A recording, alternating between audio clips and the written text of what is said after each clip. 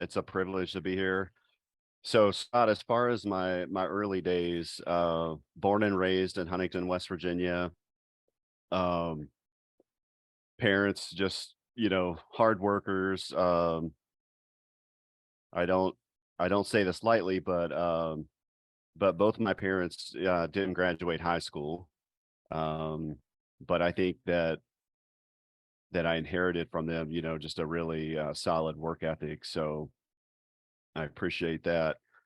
But but yeah, I was raised in Huntington, West Virginia. Played sports. Um, did a lot of things outside, hunting, fishing, trapping.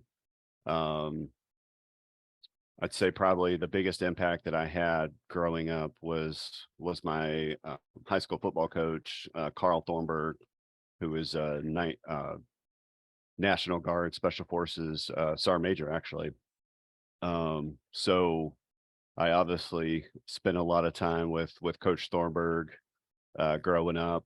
Um, we had a real successful football program as soon as we were able to actually turn it around my sophomore, junior, and senior year. But out of all of the folks, probably my dad, mom had a big impact, obviously, and then Coach Thornburg really took me under his wing and didn't know it until years and years later. But after I was already in the military and had served several years, I realized that he was basically coaching us and mentoring us as we were young folks in the military. So I definitely have a lot of gratitude for Coach Thornburg, and it's kind of what leads me to doing this discussion today. There's a lot of my colleagues, a lot of veterans that really aren't comfortable talking about their service. And I get that, especially being a retired special forces senior non-commissioned officer. I get the whole quiet professional bit, and I respect that. But I do think that we have an obligation as veterans is, to tell our stories if we have an opportunity, if we have a platform, if we have a chance. Um, Maybe we can tell some stories, and there'll be some folks out there listening that may get a little inspiration, or maybe they hear about my background not being the greatest student in high school and not really having a lot of opportunities to go to college right out of high school financially.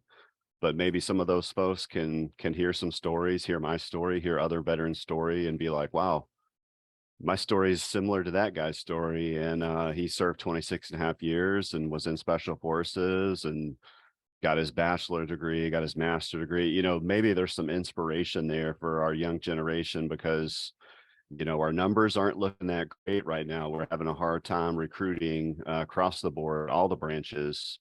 Um, it's, less than, I think it's 1% that serve their country anyway. So some of those kids that want to serve, obesity is hurting the younger crowd.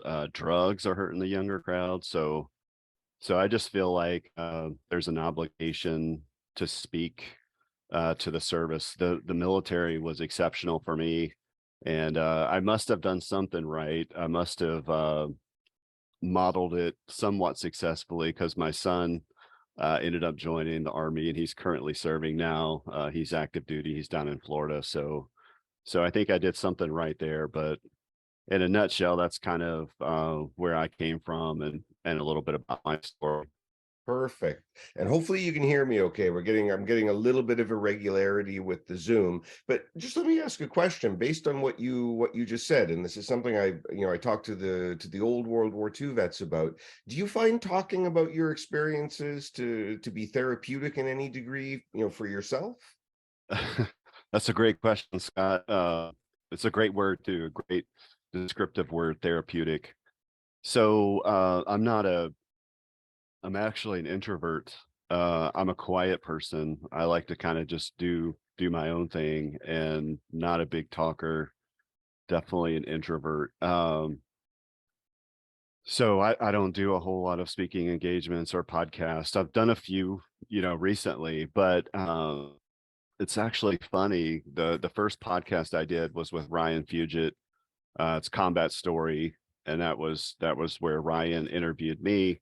Ryan Fugit's Combat Story episode 74. So if you haven't heard that one, check it out. I think it's a pretty cool podcast.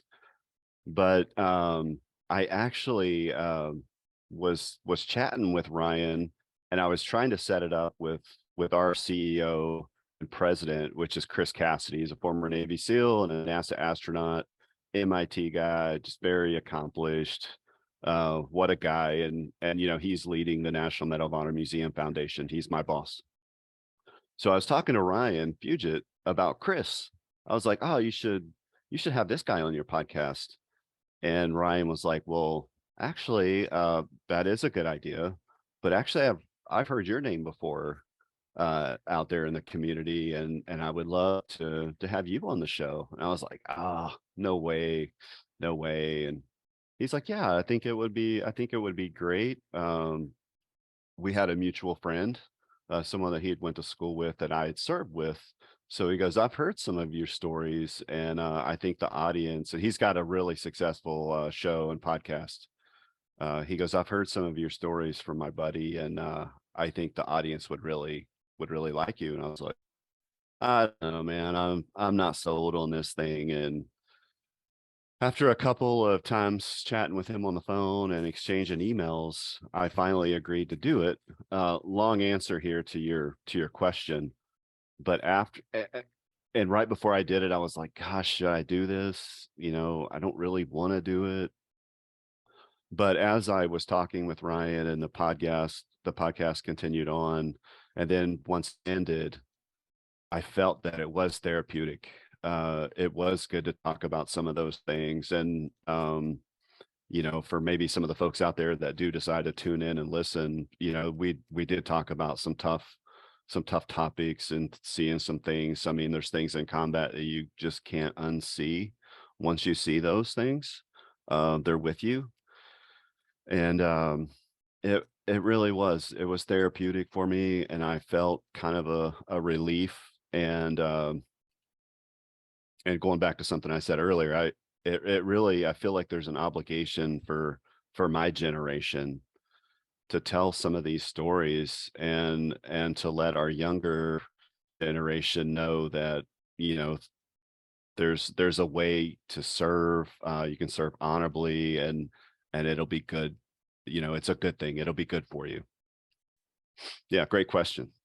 Thank you. I appreciate that. And that was the interview that I have been watching over the last couple of days.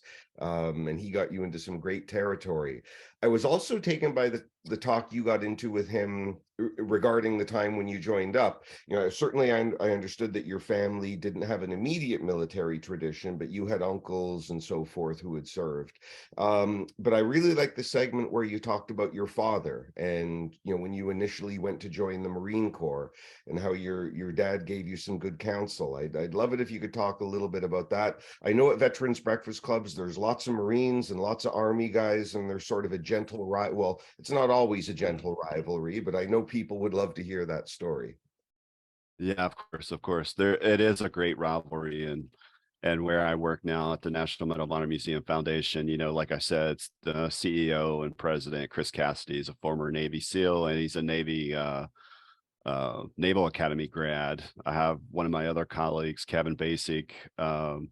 He's running the Leadership Institute for us, the character development, things like that. And he's an Air Force Academy grad, which I would like to give a shout out. Last night, Fort Worth at TCU, the Air Force Academy guys played the Baylor University at the Armed Forces Bowl, and Air Force was able to pull that victory out. So yeah, we have a really good rivalry, and we got some of the service branches. We do have someone from our finance team, my guy Raphael. He's a Marine Corps guy, former Marine Corps guy. So it's funny, we just have a lot of fun with that.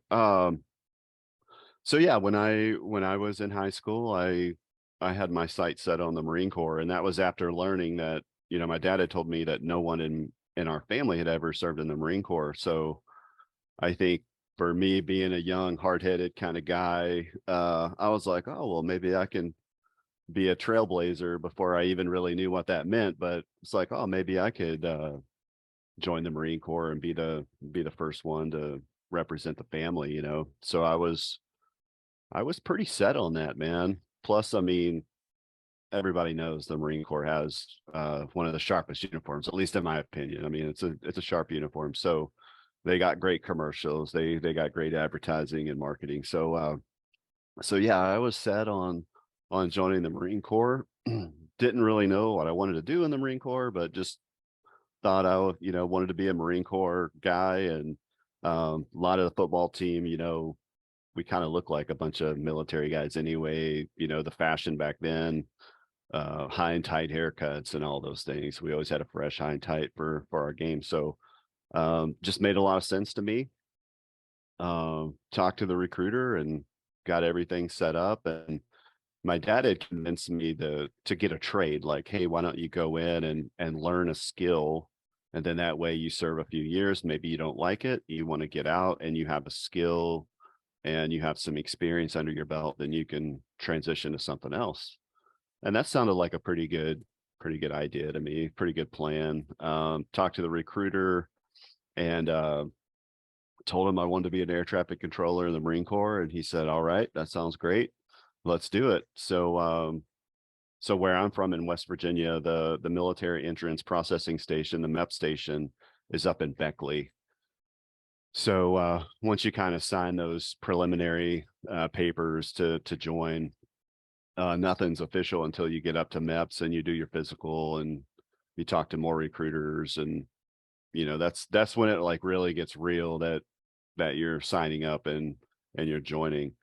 But once I got up there and I went through all of my physicals and things like that, and I got to the recruiter and he told me that I didn't have the test scores to be an air traffic controller. And I didn't understand that whole thing, how that worked, what that process was like. But he did offer me, the chance, like, hey, you can still join the Marine Corps. You're not going to be an air traffic controller. And I was like, okay, well, then what will I be? And he's like, well, you'll have an open contract.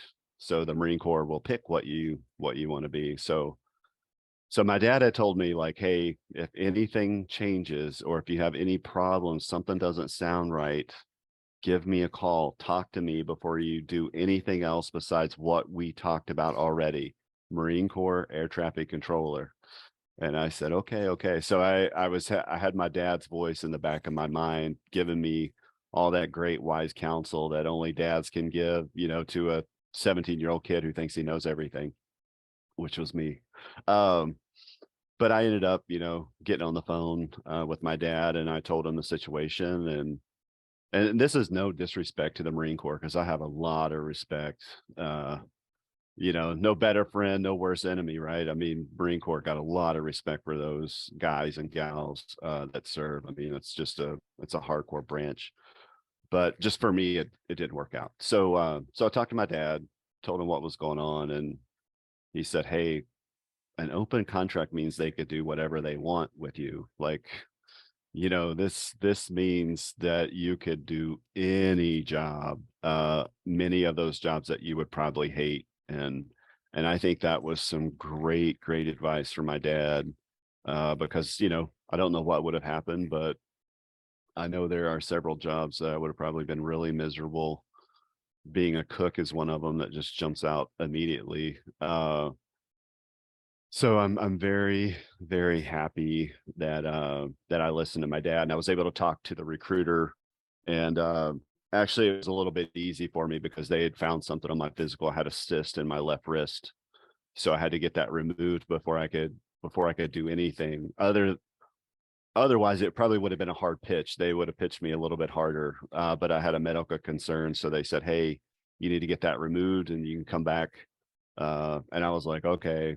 But after that whole thing, I just felt like my initial recruiter from Huntington, West Virginia, I felt like he wasn't upfront and honest with me. So so that's when I decided to do the Army, go the Army route. Very understandable. I just did an interview not too long ago with an old Navy cook from World War II, and all he talked about was endless peeling of potatoes. It was pretty staggering the amounts that he got into. So I can definitely appreciate that. So Yeah.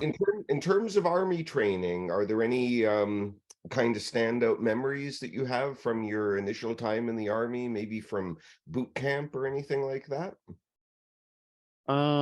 I mean, after my career, being on the other side of 26 and a half years and all of the different skills and training that I went through, boot camp is such a long removed distant memory for me. But when you go back and you think about it, it's a pretty traumatic experience. It's a pretty traumatic shift into how things are. And I remember being in the reception station. So this is, once you're on an army post and your basic training hasn't started. So you're kind of like just, learning how to wear your uniform and put your boots on and how to walk around and who to say yes sir, no sir to, and who to say yes drill sergeant, no drills. You're trying to learn all of those basic things, but basic training hasn't started yet. And I remember back to that day, days, because it takes a little while to get all the folks in and to get them all corralled. I mean, definitely herding cats there, but it takes a little while to get all of the guys together and to get them ready for training. So we're in reception station. Basic training hasn't started yet, and we're all in an open bay. You know, all of our beds across the room. But I remember the lights would go out, and you would hear crying. And I couldn't, like, in my young by this point I was 18 years old, because I joined right after I graduated high school. So I was an 18-year-old kid, um, and I would hear all these guys crying. But in my mind, I couldn't even imagine, like, I didn't understand what they were crying about. Like, it just didn't even register with me until I'd probably been there for a week, and it was kinda like one of those things you really didn't talk about because I just didn't know. But I was with a group of guys that you get a little bit of trust, and you're talking to some of the fellas that are in the bunks close to you, and I was like, "Do you guys hear these people crying at night? Like, what are they crying about?" And it's like, "Man, they're homesick. They're they miss home." And I was like, "Oh, like, I guess I just had pretty much a hard, tough upbringing." But to me, I couldn't even really wrap my brain around that. And then it was like, "Oh, okay, that makes sense." But um, but yeah, some of that training, I mean, they bring you right off the street, and they need to turn you into a soldier. So there's a lot of discipline there, and there's a lot of physicality to that. But I felt like, playing high school. I mean, I played football my entire life, but especially playing high school football and the beatings that we endured as freshmen and sophomore by the juniors and seniors who, uh, on my team, they had losing seasons, so they definitely punished us and took out a lot of things on us. I mean, I felt like I was very well conditioned for basic training and all of the things that were thrown at us, running around and obstacle courses and combatives and all those things. Like, I didn't feel like that was a problem, but just getting integrated into a team and to a bunch of guys. There's certain guys that I grew up with in Huntington, West Virginia. Then all of a sudden, I find myself in Fort Benning, Georgia, and you got guys from across the country that aren't the same race as you. They don't have the same religion, the same background, the way that, I was raised. Like, you got the melting pot for sure. And these are guys, when I was in, obviously, the infantry was all male. That wasn't something that just changed, a few years ago. But you got all of these guys. It's definitely the melting pot. So that was an interesting time period. Um, but it was good training. It was right during Desert Shield and Desert Storm. So I think that heightened the senses for like what we were trying to do. Like, hey, this isn't a game. That whole college, like, hey, I want to join for the college money thing, that kind of gets thrown out the window when the country's at war. It's like, hey, there's consequences here. We need to train hard. We need to know what we're doing. We need to be proficient. So it was a great experience. It was one of those early experiences that helped shape me. So I'm definitely appreciative. And I was taken in that interview, you talked about the Gulf War. I mean, obviously, you're in training and everything while all that's transpiring. But you didn't get to go overseas. How did you feel about that? Yeah, actually, I was a little bummed out. I mean, it seemed like everybody and their brother had went to Desert Shield, Desert Storm, but we were light infantry. When I graduated Fort Benning, basic and AIT from Fort Benning, I was assigned the 7th Infantry Division Light. So that wasn't a light infantry war. And we had a lot of guys. My first duty station was Fort Ord, California, right there in Monterey. So our unit did participate. Of course, it was before my time, but our unit did participate in Operation Just Cause in Panama, the removal of Noriega. So so there were a lot of combat veterans that were walking around Fort Ord that, they had the patch on the right side, they had the combat infantry badge and all of those things. And it's like you're looking at all of the guys that had already been to combat, because that's such a big deal. I don't think a lot of civilians really understand, you know, how big of a deal that is. And I think there's a little bit of sympathy, like, oh man, the country's at war and we have guys serving. Well, for a lot of guys that are serving, and gals, I mean, that's, Afghanistan and Iraq, Syria, that's the Super Bowl. Like, you actually get to go and do what you're trained. Um, so there's a feeling of that, like you're missing out on something. So I was a little bummed. All the guys that I served with were a little bummed, but there just wasn't, they had plenty of folks over there and they had plenty of equipment, and we weren't coming with Bradleys or tanks or anything like that. So there was nothing really we could bring to that battle to help out. But it was kind of a feeling like, man, we got left out of this one. Now, in listening to that other interview over the last couple of days, the thing that you got into with him next was talking about PIFWICs, and that's a term that I had never heard before. That was a totally new one to me. But I wanted to make sure first that I have the chronology right. So, when did you end? I mean, when you were involved in PIFWICs in Kosovo, were you part of Special Forces already by that time? Yeah, yeah. So I served, I came in the military as an infantry guy, 11 Bravo. So I was at Fort Ord, California. And the 7th Infantry Division actually deactivated. They moved us up to Fort Lewis, Washington. So I was up there for a year in Washington State. Then I was at Fort Campbell, Kentucky. So my first 6 years, I was in infantry. And then in the fall of 1996, I went to Special Forces Assessment and Selection at Fort Bragg, North Carolina, and was fortunate enough to make it through some really tough, grueling training. Um, I was fortunate enough to make it through that, and 1997, 1998 is when I went through the Special Forces qualification course. So in the fall of 98, I was assigned to 1st Battalion 10th Special Forces Group. So I was a Green Beret fall of 98 until I retired in January 2017.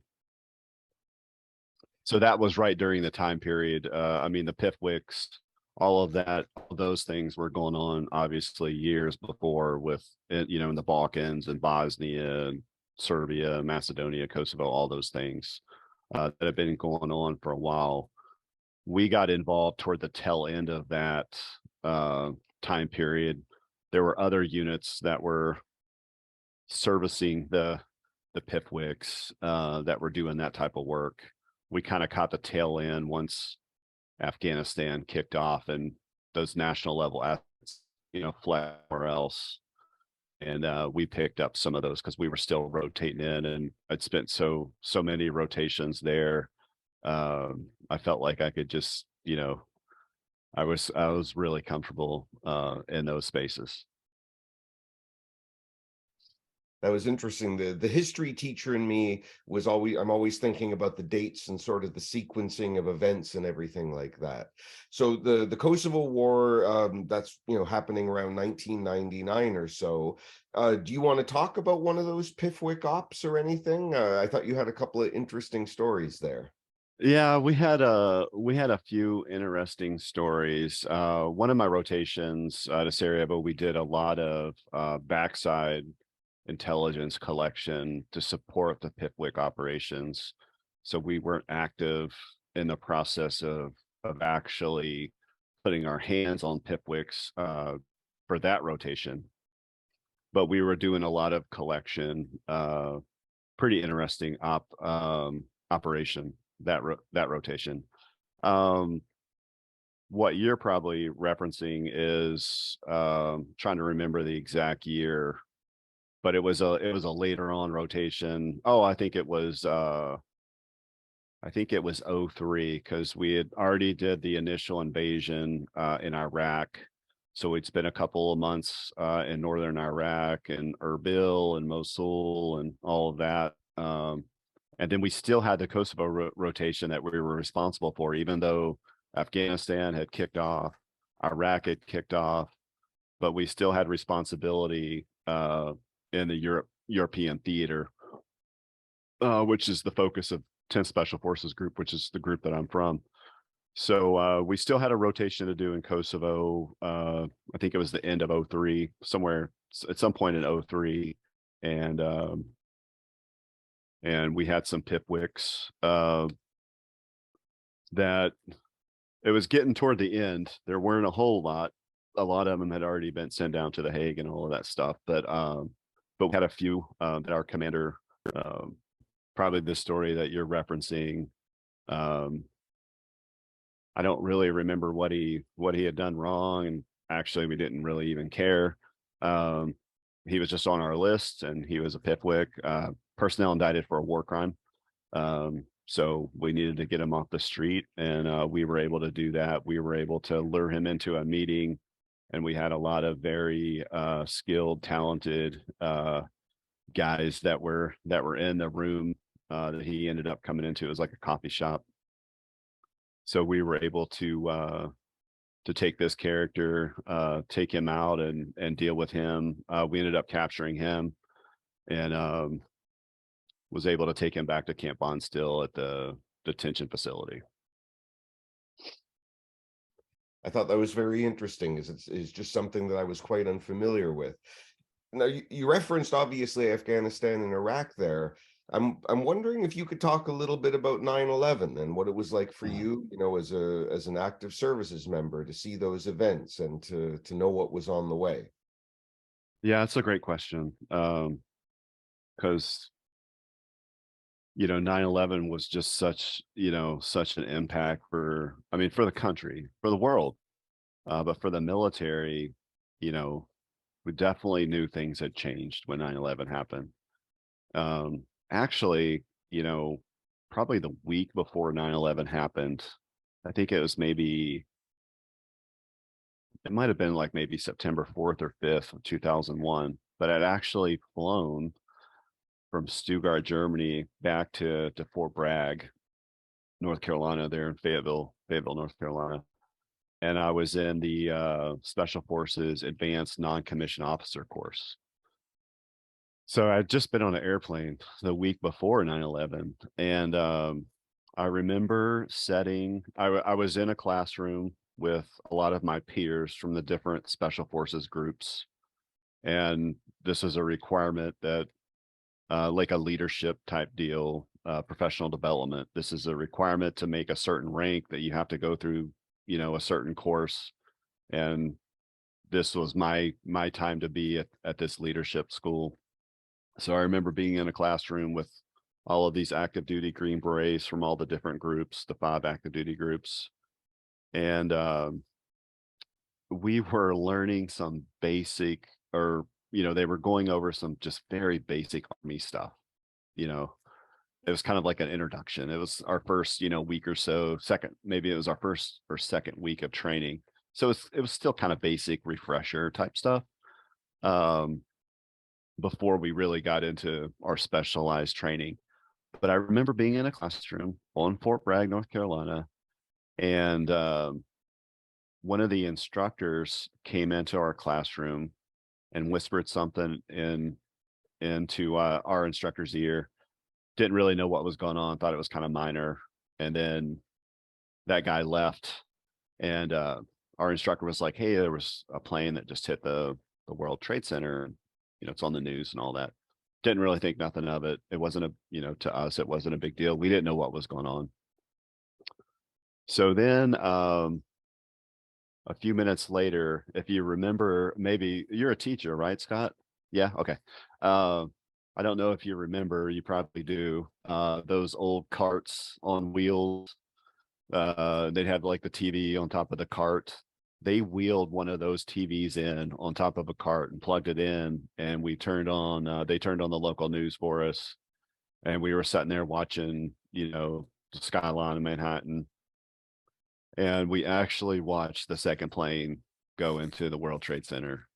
And just being in a room full of, 20, 25 Green Berets, seeing that and listening to all the chatter, guys' feedback was like, wow, was there explosives, or, trying to figure out like what actually happened, just like the rest of the world was doing when they watched it. So that was the front row seat that we had on 9/11 when the first two planes hit. And then I remember they released us, and Fort Bragg, at the time there was two active duty special forces group that were there. So there was 7th Special Forces Group and 3rd Special Forces Group, both on Fort Bragg. So they released us, and the guys that had like houses and stuff, because they were stationed at Fort Bragg, like I was stationed in Germany, so I was staying in a little hotel on Fort Bragg. But the guys that had homes and wives and, kids and families, they left and they went to their houses. And the guys that were traveling from outside of Fort Bragg, we were right there in our general area, right where we went to school, or our training. So I remember within a few hours, they had locked down Fort Bragg so much that none of those guys could get back. So we came back to the classroom after lunch, and we were all sitting there, and the instructor's like, "Well, where's everybody at?" It's like, "Shoot, I don't know, we were missing like half our class." And they had locked down Fort Bragg, where you couldn't, Fort Bragg was an open post at the time where people, civilians, military, you could just come in and out of. They had to lock that place down because, we didn't know if Fort Bragg was going to be a target. Military installations, there was a lot of fear during that time period. I think that's kind of lost on folks nowadays. It's, it seems like so long ago, but I remember the fear. There was a lot of fear. uh so those, I remember, I think maybe one or two of them jumped on a bike and came in. They walked in the classroom, they're all sweaty. It's like, what the heck happened to you? It's like, man, I can't drive on post anymore.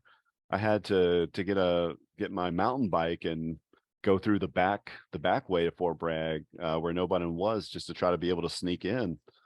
So just, it was a very impactful time. And all of the folks in my classroom, all of my colleagues and peers, we all knew that something was going to be done about this, and we were probably going to be right in the middle of the action, being, active duty special forces, which turned out to be true.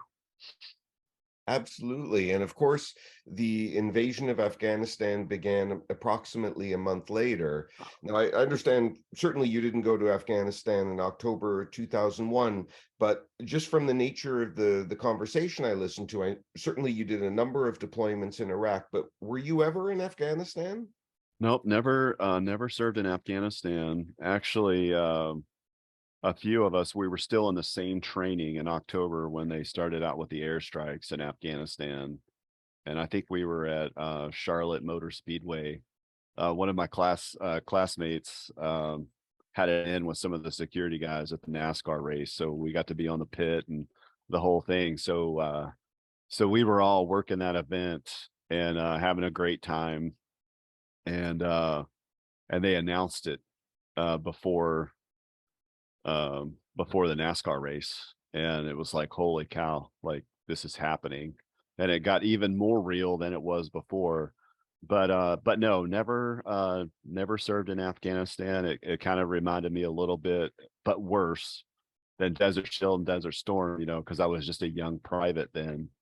But when Afghanistan had happened, I'd been in special forces for a few years, had a couple of rotations under my belt, had done a lot of reconnaissance work in the Balkans, and felt that we had a unique skill set and we were ready to go. But I think because of the strategic nature of where we were and what our theater was, we were European theater. Afghanistan was outside of our area that belonged to different groups. The groups are kind of broken down by geographical areas. So that wasn't our area, but we were really bummed that we couldn't participate in Afghanistan. I mean, everybody was chomping at the bit at that point, like, let us go. But I'm so thankful that my brothers from 5th Special Forces Group and 3rd Special, I mean 7th Group, all of those guys really represented the regiment so well. And later on, 10th Group was able to go over there. 1st Group, all the groups ended up rotating through, but due to my timing and where I was located and things like that, never got to serve over there, but just have tons of friends that served over there. Absolutely, I can imagine. So when did you do your first deployment to Iraq? I'd love to hear a little bit about your initial experiences there. I obviously got from the interview that you were involved in some pretty interestingly named operations that definitely ran the gamut. So I take it that it was Ugly Baby, I think. Was that your part of your first deployment? Yeah, that was. Actually, I might be able to pull up a picture, Scott, if I don't know if I can share my screen. Oh, I think Uh, there was one that I took off that interview. Is it the one of you wearing the green windbreaker? I'm not for sure. I don't think I'm able to share, but I Oh, had a picture of the route I could pull up if I interested. I would love to see that, and I can make you a co-host here.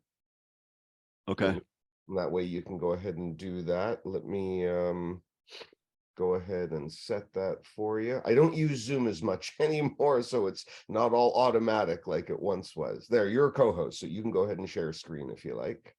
Okay.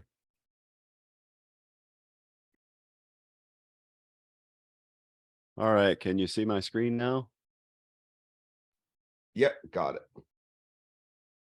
Yeah, so what you're looking at here, so my first rotation into Iraq was for the initial invasion. So we were responsible for the northern part of Iraq, and we were going to link up with we ended up linking up with the Kurdish Peshmerga, and Saddam had several Iraqi divisions up north, and the strategy obviously was to take Baghdad, center of gravity, and all of those things, and what we were trying to do was to keep Saddam's infantry divisions engaged up north so they couldn't flood south and reinforce Baghdad and really make it hard for our guys down there to take Baghdad. So there's a lot of strategy going into what we were trying to do by going up north and linking up with the Kurdish Peshmerga and keeping those Iraqi divisions engaged. Um, there was a lot of politics going on. You know, the the invasion was in March. I don't really recall the dates right off the top of my mind, but I think it was like the 20th or 21st of March, somewhere in there of 2003. Uh, but we had been pre-staged since February. We were in Romania.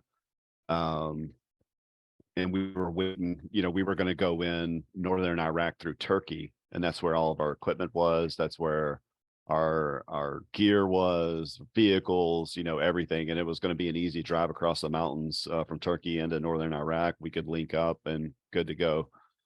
But Turkey wouldn't let us do that, and they wouldn't let us fly over Turkey. They wouldn't let us use their space. So we were kind of stuck there for a little while. So we ended up flying into Jordan, and you see down there to the southwest, and then we had to fly over what you're seeing on the screen there. We had to fly over the western part of Iraq, all up along the border.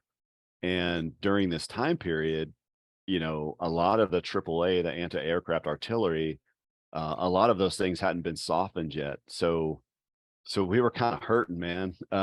We had like 6 MC-130s that flew us in, and it was called Operation Ugly Baby. It was about probably, I don't know, anywhere from 4 to 6 hours of flying, several hundred miles, and like I said, a lot of that area hadn't been softened up yet. So we really got lit up flying that route. The Ugly Baby part, I guess someone had looked at that and said the route looked like an ugly baby. Not really a huge fan of that, but let me see if I can show up some other pictures here. Uh, so this is just a plane, a picture of a MC-130. This is something similar to what we flew. We flew in. They aren't comfortable airplanes. It's not like there's first class seating or um, preferred seating, anything like that. We were sitting on the belly of the aircraft in the back. Excuse me, with all of our equipment, and we had huge rucksacks that we were filling in with, and it wasn't so comfy. I don't know. Can you see, Scott? Can you see my cursor? Yeah, I can see it. Yeah. So this is me right here. Uh, and what you can't see in this picture, but I was reading a Dean Koontz book. I don't remember which one, but I know I was reading a Dean Koontz book, and you might be able to see my face. This is my face, basically suggesting we're never going to fly in. This will get canceled, because we kept going on these planes, get off the planes, on the planes, off the planes, and it would always get canceled. So that was my face of like, whatever, we're going to sit here for a couple hours, and then they're going to say bad weather, it's canceled, and we'll get off the planes. But we actually did fly in. I want to point out my buddy here. It's my best friend, Matt Gerard. He still he lives in Colorado Springs, Colorado, and him and I are pretty close. We just went elk hunting in Chama, New Mexico together, and we've been friends for decades. But yeah, that's basically how we were flying in. You could see there's weapons and there's gear and there's all kinds of stuff going on here. This is just a better picture of the route. And we're flying nap of the earth, which basically means you're flying on the belly of the desert. You can see here ingress Iraq at 250 feet and below. So we were low, low, low. And that was because, we didn't want to be exposed. It limited our exposure to enemy AAA and all of those things. And we started out really easy going, and it wasn't no issues. And then as we really got into the route, right there in the where the circle and the squares and all of those things, just really got lit up.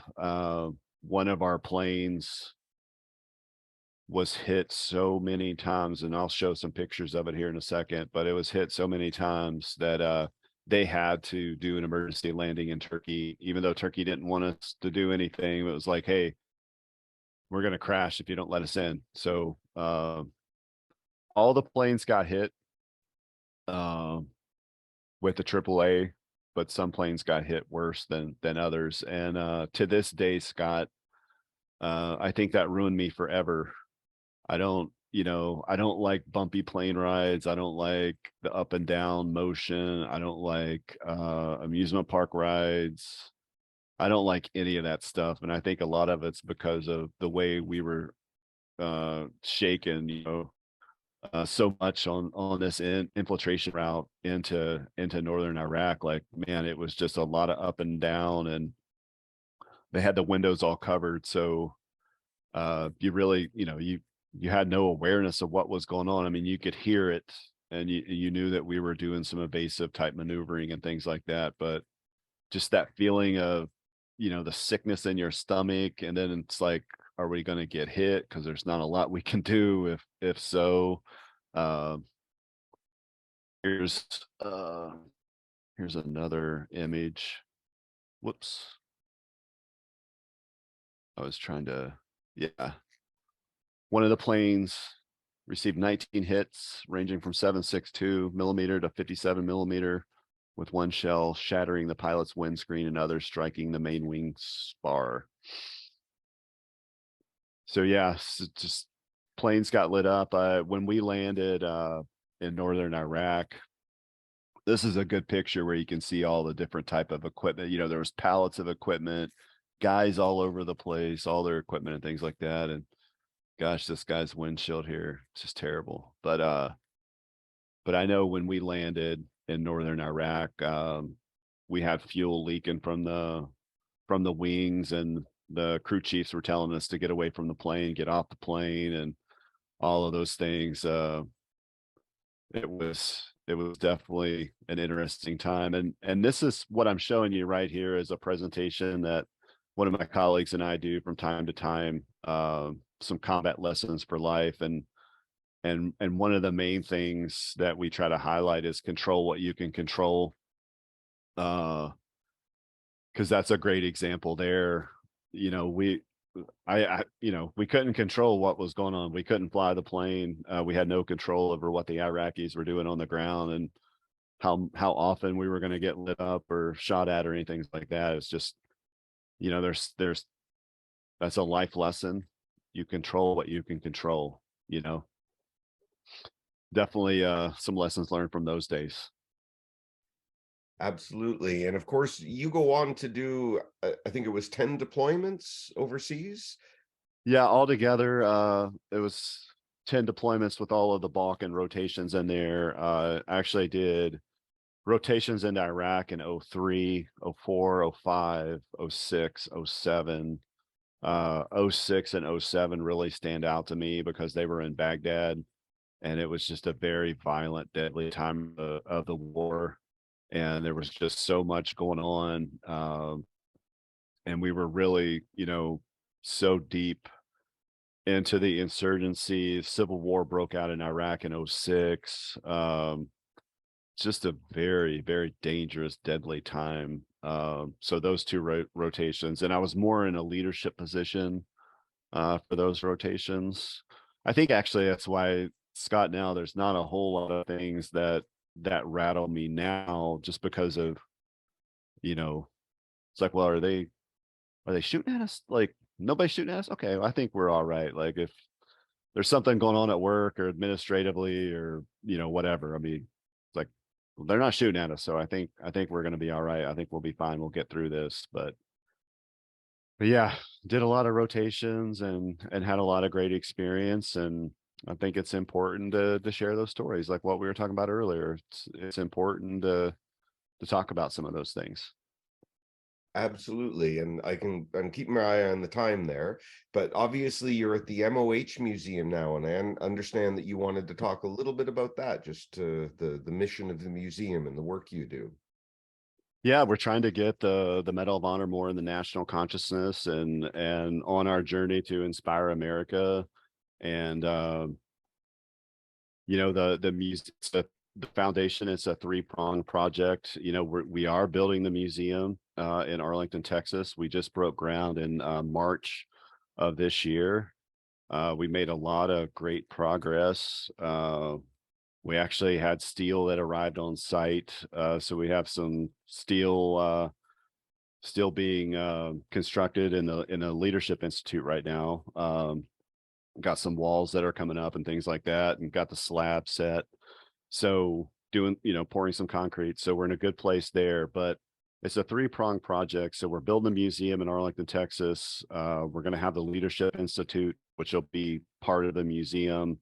as the second prong, and then the third prong of the project is the monument, which will be built in Washington D.C.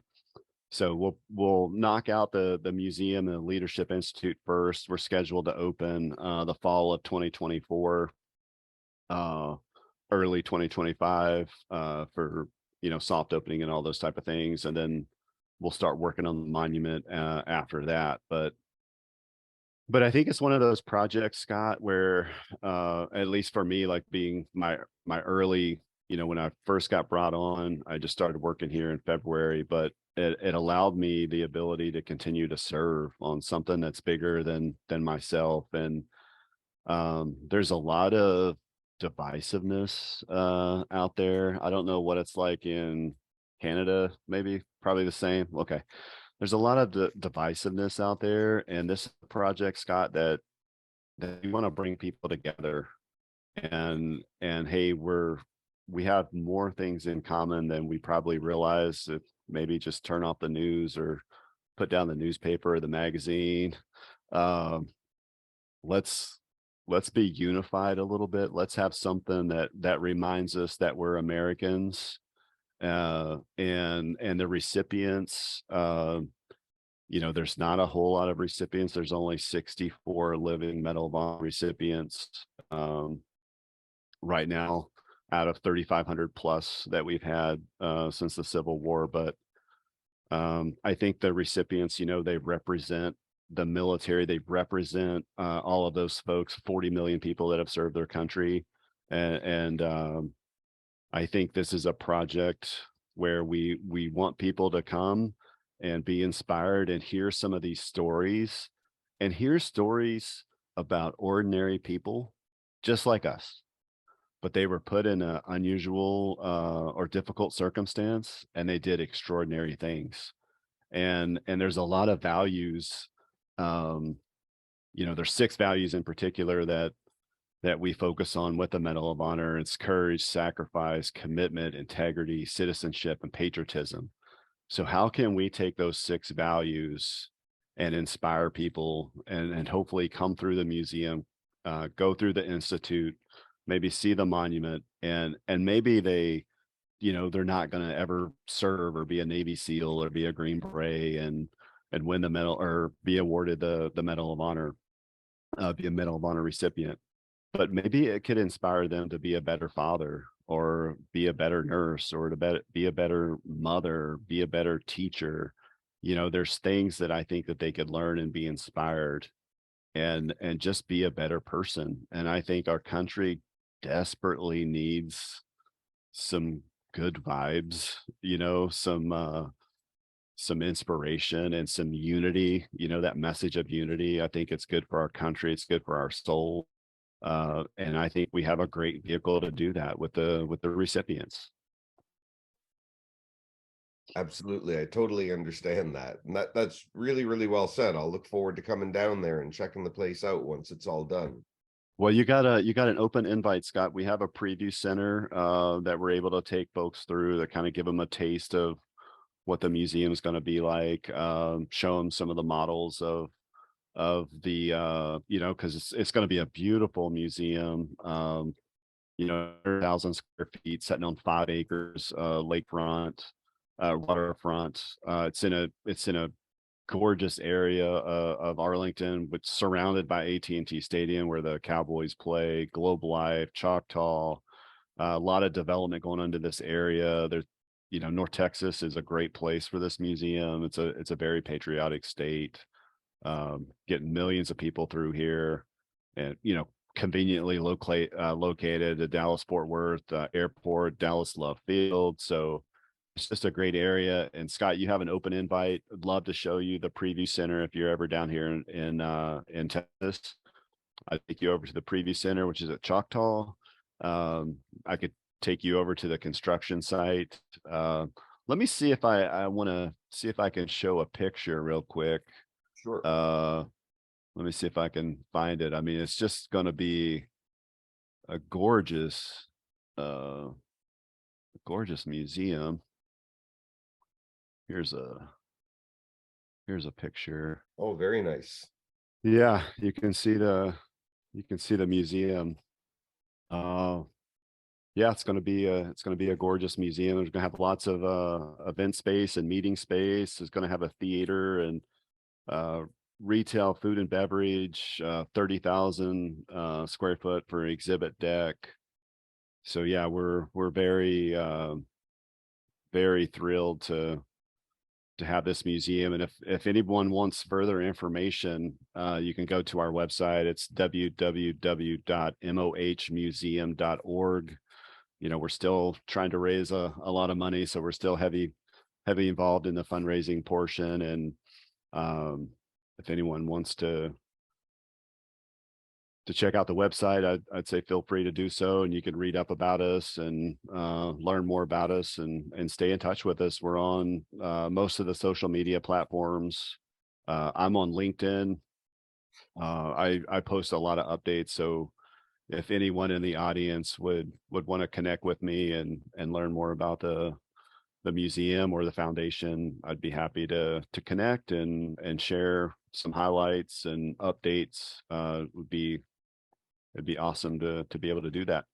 But this has been a great opportunity to chat with you, Scott. Hopefully you've enjoyed this. I have, and hopefully some of the folks out there will tune in and listen. And I also have a I mentioned the podcast, Ryan Fugit's Combat Story, episode 74. I have there's another podcast slash interview on American Veterans Center. So um, tune in if you want to hear more.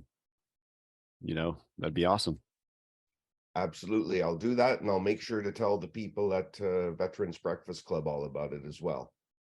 Oh yeah, please do. Please do. That'd be All right. great. Well, thank you so much for the time, Darrell. I really appreciate it, and we'll look forward to connecting again sometime. Yeah, would love to do it. You bet. Especially as the museum gets closer to opening, maybe we could reconnect and we could just spend since you're into history, right, Scott? Yep, Yeah, absolutely. maybe we could talk a little bit more about the Medal of Honor and some of the recipients and things like that, because there's a few. Well, I mean, all the recipients inspire me, but there's a few that really resonate uh with me more than some of the others. But that could be a good episode too. It's been great, Scott. Thank you so much.